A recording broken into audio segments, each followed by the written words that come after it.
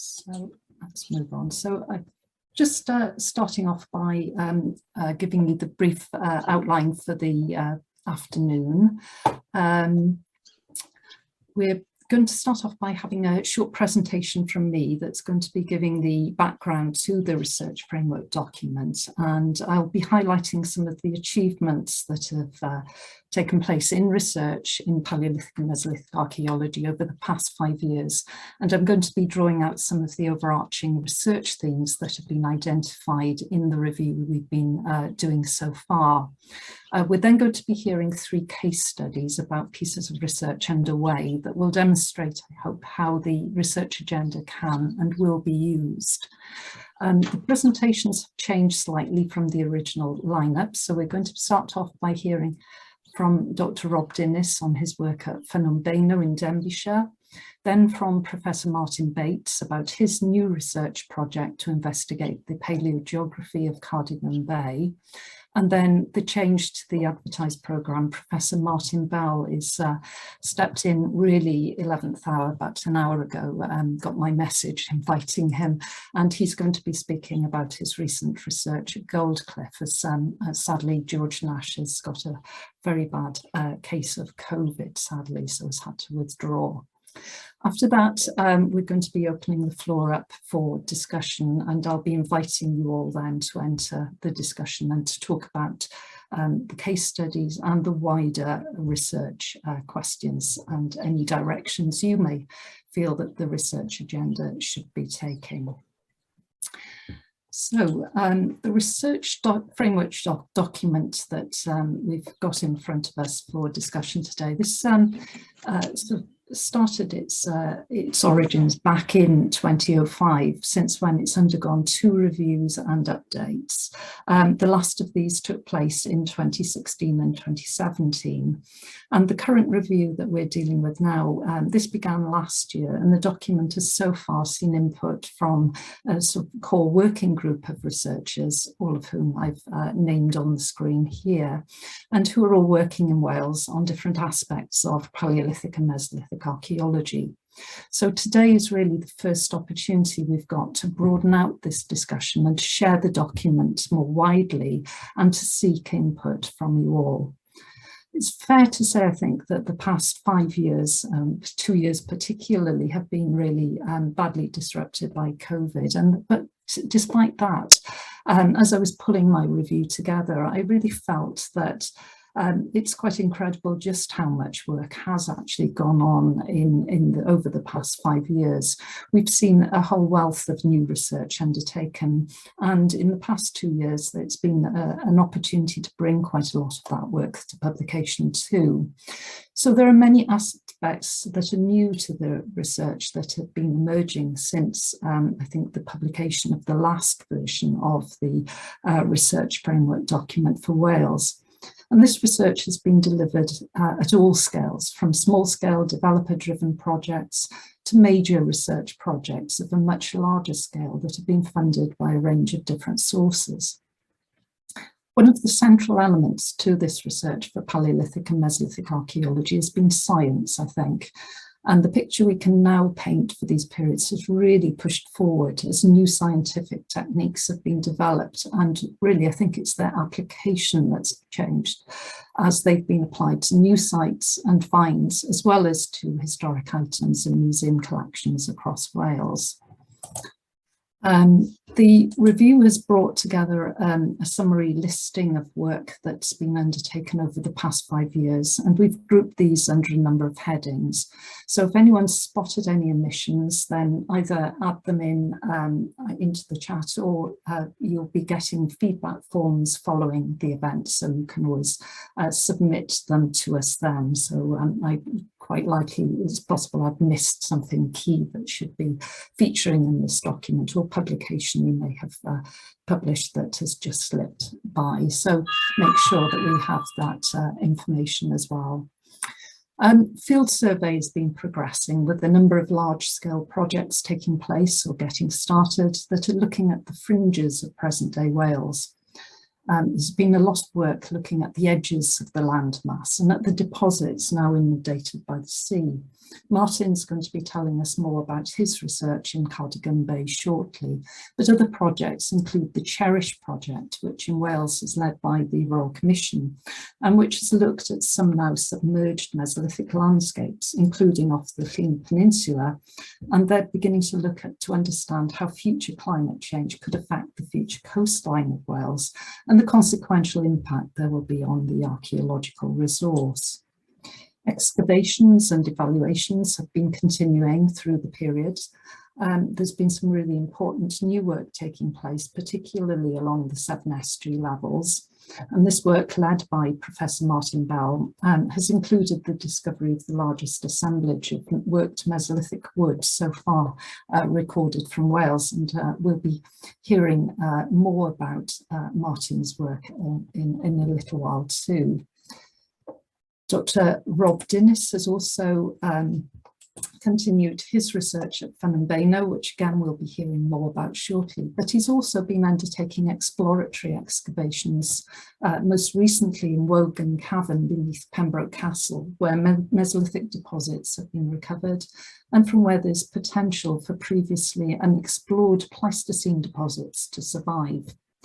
Dr. Rick Shortening likewise has been investigating some of the caves in Gower, and he's turned his attention to Upper Black Hole Cave over the past few years, where, along with early Neolithic human remains, he's been recovering a suite of later Mesolithic microliths too.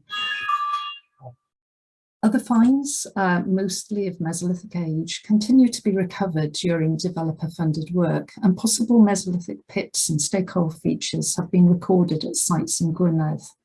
The importance of some of these smaller pieces of developer-funded work should not be underestimated as we start to gain a better understanding of sites through the analyses of some of their artefact assemblages, particularly recovered from this sort of work. At DrRhiannon in Denbighshire, work in the late 1960s and 70s, brought together by Henrietta Quinnell and others, is now being followed up with new investigations by groups such as Eon Archaeology, with the artefact analysis being undertaken by Dr. Ian Brooks of Engineering Archaeological Services Limited. And Ian's research and study of this new assemblage has also started to shed light on the previous understanding of Mesolithic activity at DrRhiannon as the new finds start to add to the data set available for study and new interpretation. Analysis of assemblages of historic finds has also been taking place within major research programmes. DrRhiannon Stevens of University College London and the Up North research team has been revisiting the late glacial faunal and human assemblages from several Welsh caves. Their work has included Lynx Cave, which was excavated by Mr. John Blore over a 50-year period. The assemblage that's now in the National Museum has a really good number of cut-marked bones, which indicate a direct connection between an animal and a person using a stone tool. Identifying such bones for dating and analysis is a really time-consuming task, and yet this is sort of essential research that needs to be undertaken given the paucity we have of such direct dated evidence that's available to us. Personally, I've been finding the scarcity of having cut-mark bone recovered from Hoyle's Mouth Cave Tenby to be so frustrating as I try to interpret the late glacial human activity at this particular cave, because although we've got hundreds of stone tools, we just haven't got that connection back to the direct connection back to the person who was using those tools. So the work that Rhiannon and her team have been doing is really hugely important to us. Research into the tool assemblage from Hoyle's Mouth is largely complete, and where I've been able to connect the tools to stratified deposits, I've been able to draw analogies between what we see here and some of the work that's been done by Rhiannon and others at other sites, including Goff's Cave in Cheddar. We've got a smaller piece of research now underway to look at some of the raw materials, particularly the raw material known in the literature as adenole, which is a grey speckled rock, likely to be a rhyolite. Professor Richard Bevins, formerly of the museum's geology department now at Aberystwyth University is looking at the composition of the material and trying to identify sources for this based on my mapping of the sites where tools made of this have been found. Rob Dinnis as well has been bringing the study of finds from his 2012 fieldwork at Long Holgour together as well to be able to re-evaluate some of the potential for an early Upper Paleolithic evidence from this cave. I feel that perhaps the biggest step forward, though, during the past 5 years has been the progress that has been made in science. We've seen the application of several new techniques to our Welsh sites, human and faunal remains and material cultural evidence too. Whilst some of this hasn't always generated quite what we expected, as I discovered when I eventually got permission to radiocarbon date this perforated horse tooth from Carrickenen Castle Cave, I was incredibly disappointed when it generated a late Roman date, but even so, I've added to the Roman database, but also have really cleared up a question that had been left open by speculation for so many years. This find was discovered in 1900, so it's been quoted in the literature as potentially Paleolithic for a long time. So even the results we don't expect can sometimes be really important too. Genetics and genomics have been moving apace too. Ancient DNA analyses and studies of human and faunal material continue to shed light upon population mobility. And now that DNA is being recovered from soils and sediments, there's real potential to extract and to analyse this from Paleolithic hominin sites such as Postmouth cave or caves of early Upper Paleolithic date where we don't have the human fossils themselves. This technique has, of course, successfully been undertaken at Denisova cave in Siberia. Zooarchaeology by mass spectrometry, otherwise known as zooms, is a quick and comparatively cheap technique which can extract collagen or other proteins from tiny bone samples to determine the species from which the bone derives. And during recent lockdowns, this was trialled on 638 of the many thousands of indeterminate bone fragments that were recovered from the debris flow deposits at Postmouth cave. There's a trial undertaken by Oxford University student Dawn Lewis, supervised by Professor Tom Hyan and Dr. Katerina Duca, and report that no new Neanderthal fossils were recovered from that trial, although we did identify 2 previously unrecorded small mammals. And the studies really, I think, demonstrated the potential there is for future success using this technique on some of those historic collections too. Another field of study is proteomics, which provides the ability to extract individual proteins from bone, tooth, or preserved food remains to determine information about past diet and disease.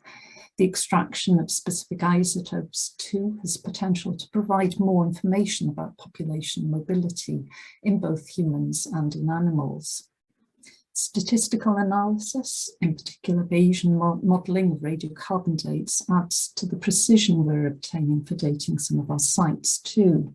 So the need for new secure well provenance dating, such as that obtained by Rhiannon at Lynx Cave and at other late glacial sites around the UK, and of course by Martin Bell at the Mesolithic sites along the 7 estuary levels, is really important to us too.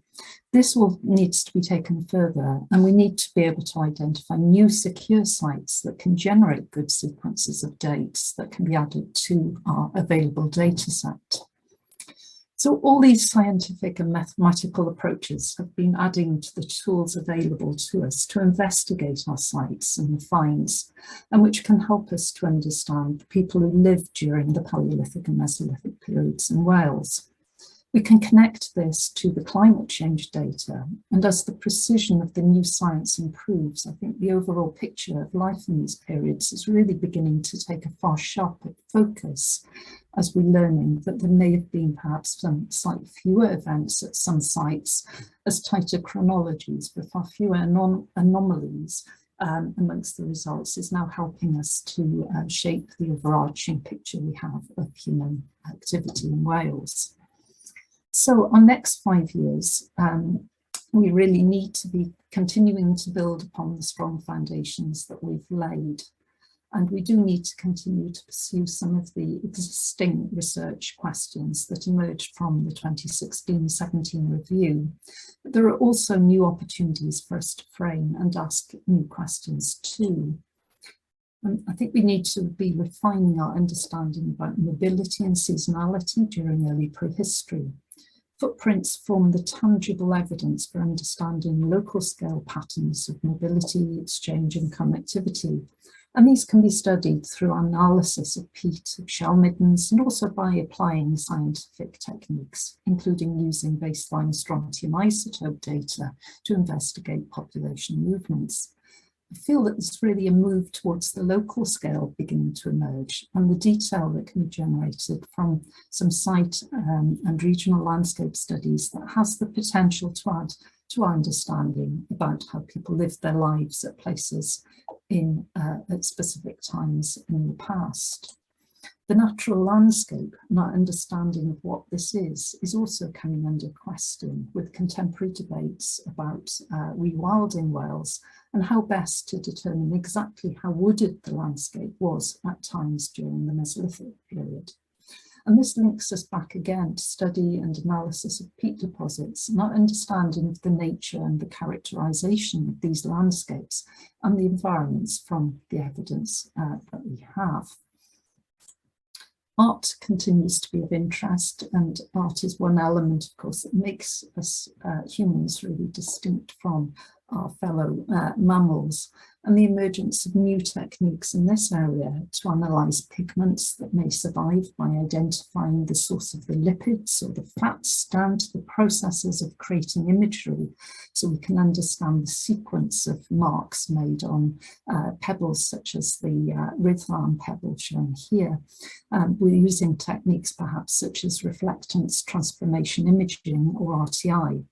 This approach has been adopted by Professor Andrew Marion-Jones and Dr. Marta Diaz-Guadagnino for Neolithic mark making, including on carved stone balls shown here. And Andy and I have recently submitted a research grant application to look at Mesolithic portable art from across Northern Europe, which will include the Welsh material in collaboration with colleagues in the National Museum in Stockholm. In the 2016-2017 review document, we highlighted colonisation and recolonisation as a key area for exploration. And I think in the light of the developments in genomics and chronology, it's going to be really important for us to continue as we tie down some of those movements with perhaps more accuracy than we were previously able to do. There remains a real need to investigate sites with the potential to obtain good, relevant radiocarbon dates, particularly from Mesolithic sites. And ideally, if we could start to find preserved Mesolithic sites inland, I think that would be a huge bonus for Wales. We've got such a gap in that particular area at the present time. So this is really essential too if the picture of Mesolithic activity is to move forward. I feel inland it's really stagnated in many ways due to the difficulty of finding sites that have the preservation required that would fill this gap. There's also a need, I think, to look for new sites and to investigate them when they are found. There can be opportunities created here for wider community involvement if we adopt models such as those used by Historic England for the Rapid Coastal Zone Assessment Programme, and Citizen, the Coastal and Intertidal Zone Archaeological Network in England, which draws upon teams of volunteers. And I was quite encouraged to see on the Glamorgan Gwent Archaeological Trust's website that Cadw are funding an Archaeology project to look at the archaeology of the Glamorgan coast using a team of trained volunteers. And I think this is a great example of how, as well as using the professional side of archaeology, there remains such an important place for community-led archaeology and local volunteering to input into our research agenda too. Our museum collections have been closed these past 2 years, so now we're starting to enter our next post-COVID or next phase of COVID, perhaps, as we reopen our national collection across the museums around the country. So I hope that that will start to see the collections-based research started again, boosted hopefully by the fact that we're able to benefit from all of the new online resources that have been created by museums over the past 2 years, whilst physical access hasn't been possible. This combined resource will hopefully result in opportunities for new analysis, including raw material studies, functional analysis and new mapping too. It's really important for me to reinforce the need for us to locate the research done in Wales within its broader British and European context. Wales was part of a larger landmass without these modern political boundaries, and it needs to continue to be considered in this way.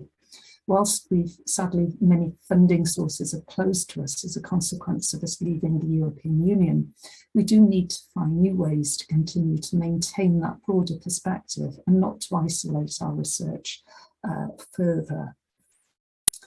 And finally, I think it just leaves me to say thank you to everyone who has contributed funding, time, expertise, knowledge, finders of artefacts, researchers, volunteers, international grant funding bodies, as each and every one has really made some contribution to these periods research over the past 5 years to get us to the point we're at today, ready